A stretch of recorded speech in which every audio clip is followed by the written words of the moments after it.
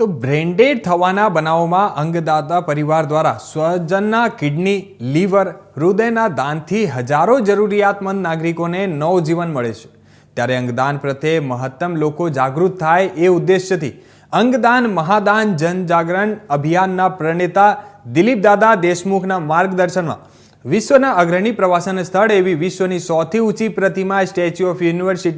Unity ખાતે સુરત નવી civil હોસ્પિટલની ટીમ દ્વારા અંગદાન જાગૃતિનો સંદેશ આપતી 401 મીટર લાંબી સાડી તેમજ પોસ્ટરો, પ્લેકાર્ડ્સ અને બેનરો સાથે પ્રવાસીઓને અંગદાન પ્રત્યે જાગૃત કરવામાં આવ્યા હતા। જ્યારે નર્મદા જિલ્લાના એકતાનગર સ્થિત સ્ટેચ્યુ ઓફ યુનિટીના માધ્યમથી સમગ્ર રાજ્ય અને દેશમાં અંગદાન પ્રત્યે સમજ કેળવાય અને બ્રેન્ડેડ નાગરિકોમાં કિસ્સાઓમાં અવશ્ય ઓર્ગન ડોનેટ થાય એવા ઉમદા પ્રયાસના ભાગરૂપે નર્સિંગ કાઉન્સિલિંગના ઉપપ્રમુખ ઇકબાલ કડીવાલાએ આયોજિત કરેલો અને પહેલ સ્વરૂપ કાર્યક્રમમાં સુરતની નવી સિવિલ હોસ્પિટલની ટીમ, નર્સિંગ વિદ્યાર્થીઓ, નર્સિંગ સ્ટાફ, સ્થાનિક પોલીસ અને આરોગ્ય કર્મીઓના સહયોગથી 401 મીટર સાડી વડે દેશમાં પ્રથમવાર અંગદાન માટેની લોકજાગૃતિની વિશેષ પહેલ કરાઈ હતી।